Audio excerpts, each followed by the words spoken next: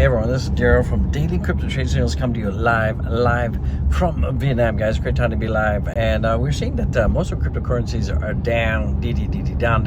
A lot of that is in anticipation of the FOMC meeting that's going to happen probably in about 6 or 7 hours from my local time out there. A lot of people are expecting that we could be seeing the rates to be basically frozen, unchanged, so that's going to be good. Hopefully that will pump up the markets. Why are we seeing Bitcoin selling off right now? Why are we seeing Dogecoin down? Well, a lot of it has to do with the Nasdaq is down, and we're still seeing that Bitcoin is very much coupled out there with the Nasdaq. So when Nasdaq goes down, we're going to see Bitcoin go down. So Bitcoin is around about $43,000 and some change out there, and we're seeing that Dogecoin is around about 0.079 out there. Remember, none of this is financial advice, just an OG in-house express my opinion.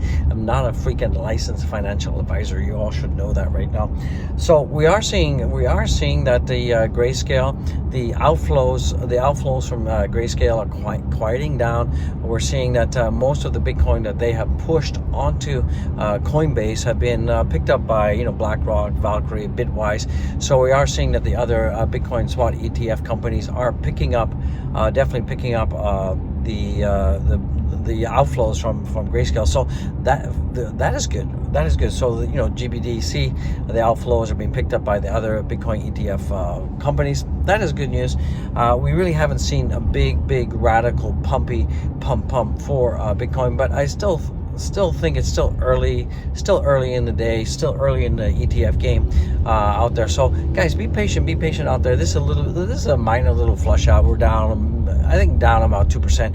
I think when the FOMC meeting does come out and they say that the rates are going to be frozen, that should hopefully turn around the broader markets and the Nasdaq. However, that could be kind of foreshadowed or overshadowed by the fact that a lot of the tech stocks, Microsoft are laying off people, Google laying people off. So there's a lot of layoffs. Their earnings are coming in less than expected, so that's not good. Some Dogecoin related news.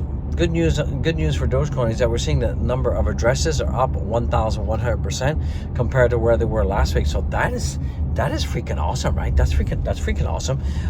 So that's good. We're seeing that right now we're seeing that Dogecoin is just kind of going sideways. A little bit of a consolidation is happening right now for Dogecoin, and I think we're just going to be meandering between the 0.078 area and the 0.081 area. But we're still seeing a lot of new addresses, a lot of new that. So that is awesome news, and just goes to show that the Dogecoin network is strong. The number of addresses are improving, so that is good. Don't forget Dogecoin, the Doge wallet on Twitter had a little bit of a hackety hack out there, so that kind of created some negative sentiment. We're seeing that overall the Bitcoin sentiment is around about 60 out there, so still we're in the greed zone. We're not in the fear zone, so that is positive for the sentiment out there.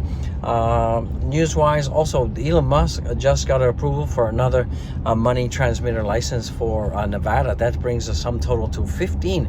15 licenses have been approved, so that brings us one step closer to the Dogecoin integration to X.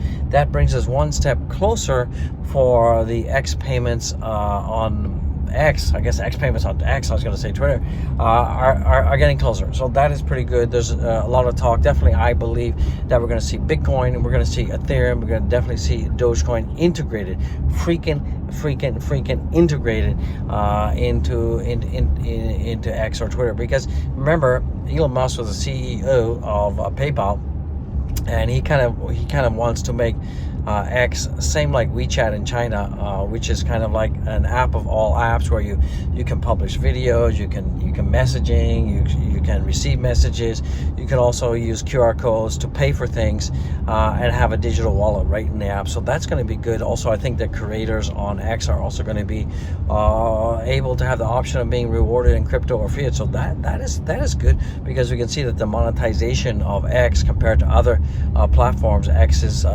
pretty good. It's quite good. So that's fantastic out there. So we're seeing a lot of goodness happening. It's just a matter of time. Dogecoin mission to the moon is still going to be happening.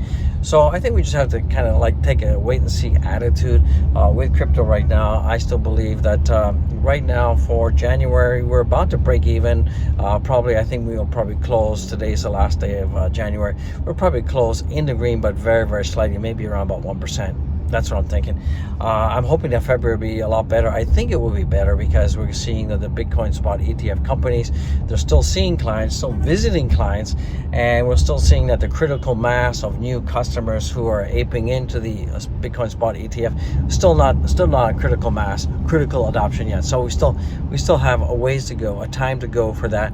And remember, we're going to start to see a supply shock, definitely a supply shock, because remember, we're seeing that the big Bitcoin ETF companies are buying more Bitcoin from Coinbase. And remember, Coinbase, as I said in my previous video, is not the Federal Reserve. They cannot just print more Bitcoin. They have to get the Bitcoin from somewhere, and remember, it's a limited supply. So we're going to definitely enter in supply shock.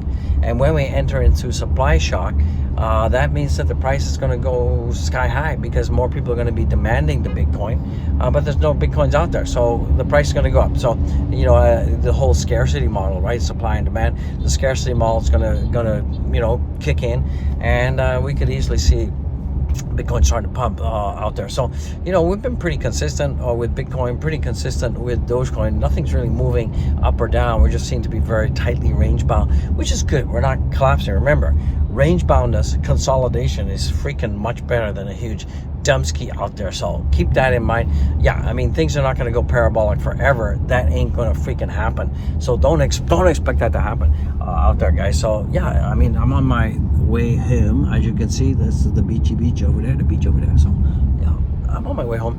Hopefully it's going to be a freaking awesome day out there for much of crypto. So hopefully by the time you're watching this, the crypto markets have coalesced, and we're starting to make some upward momentum to the positive green side of life. So let's hope, hopefully the FOMC meetings will come out. They'll be positive. They'll be fantastic. What should you do now? Be patient. Dollar cost average is absolutely key. And remember, we got the Evergrande collapse as well. So as the Chinese economy is basically going in the toilet, that's going to be good for crypto. I think crypto is definitely going to be pumping, and you're going to see a lot of Chinese are going to be like skittish, and they're probably going to start moving some of their assets into cryptocurrency, and that's going to bring more liquidity, and that's going to prop up the price of crypto. So that is good news. So we got a lot of goodness to come for crypto. So that is fantastic, guys. So I just want to say it's a great time to be freaking alive. Be blessed, be well, be peaceful. I'll see you in the freaking next one. Peace out.